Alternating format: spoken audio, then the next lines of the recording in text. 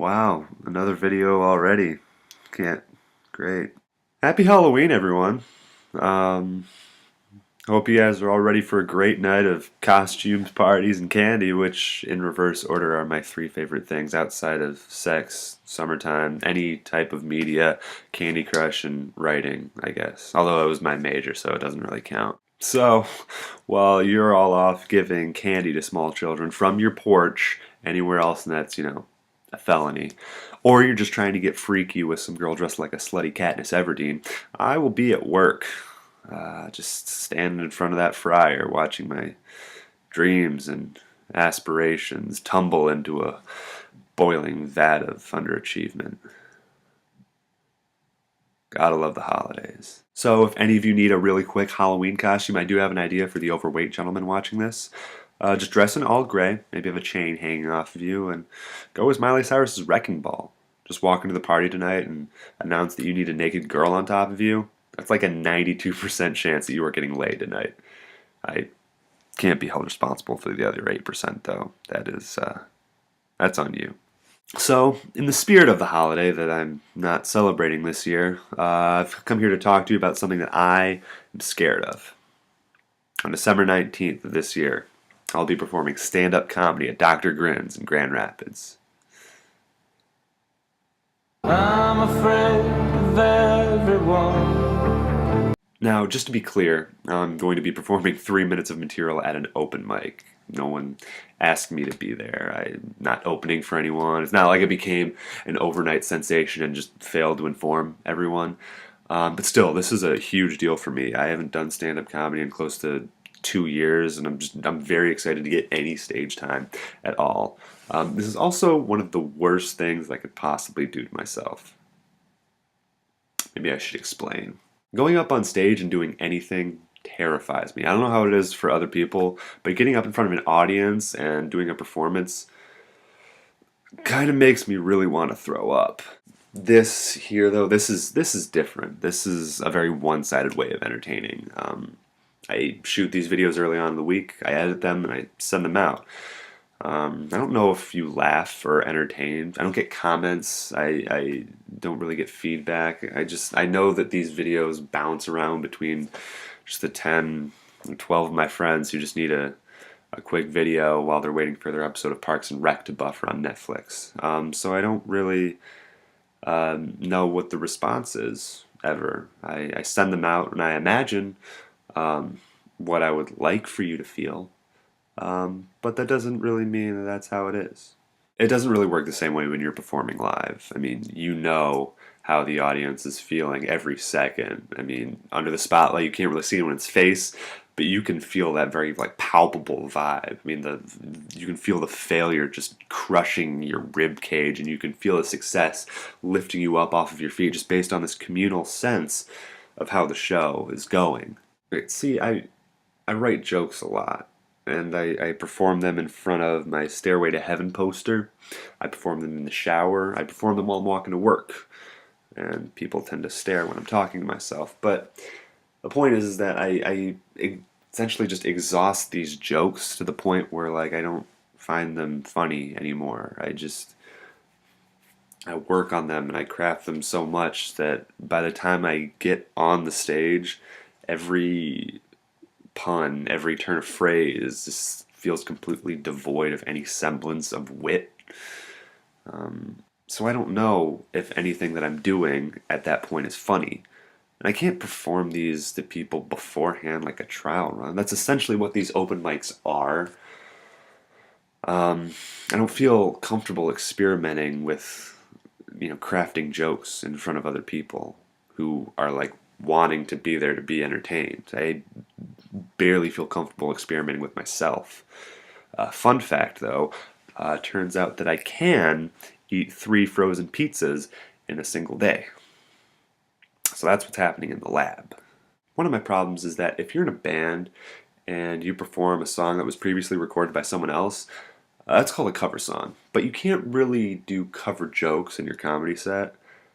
I can't just lift a bit and then afterwards be like, and that was Pancakes on an Airplane by Kyle Kinane.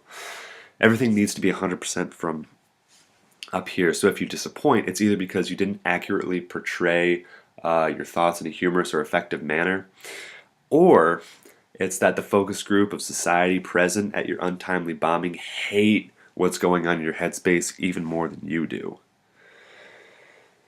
I might be hard on myself, but I usually tend to choose the latter one.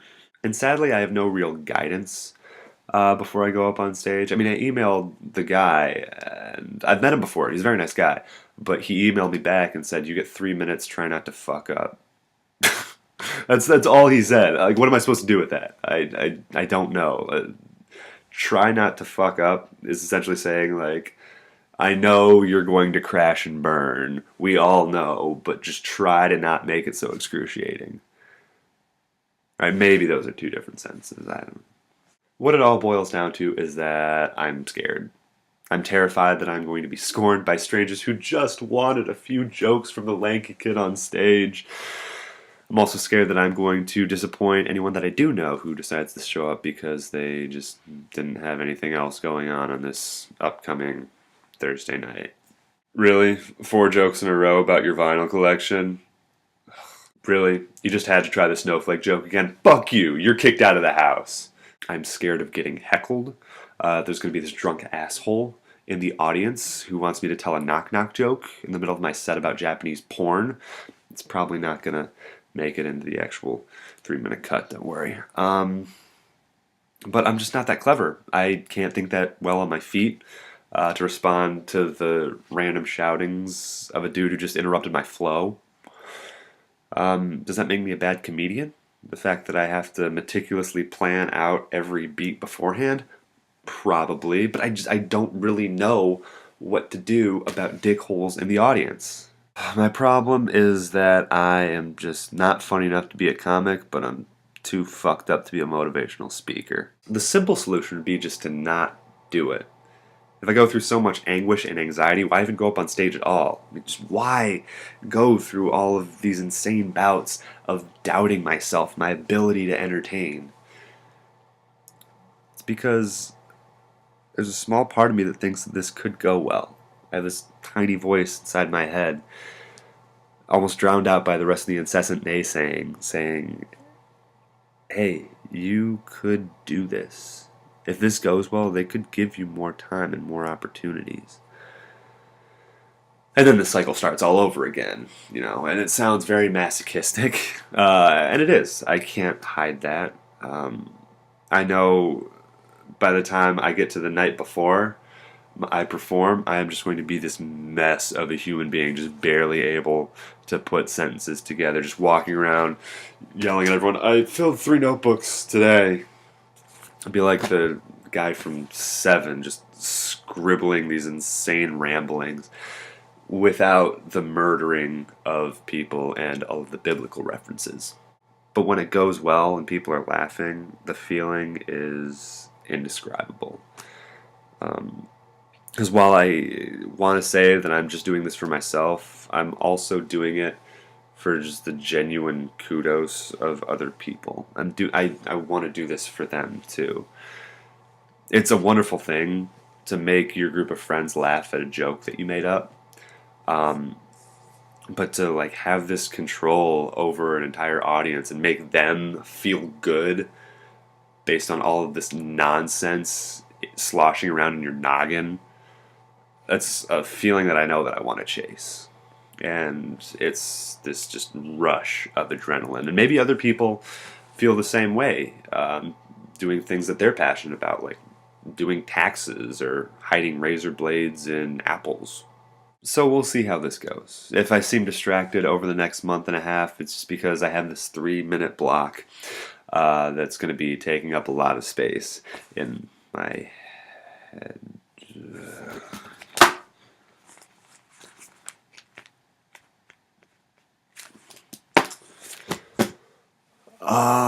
But I know I shouldn't be focusing on succeeding or failing right now. I just need to concentrate on doing the best job I possibly can.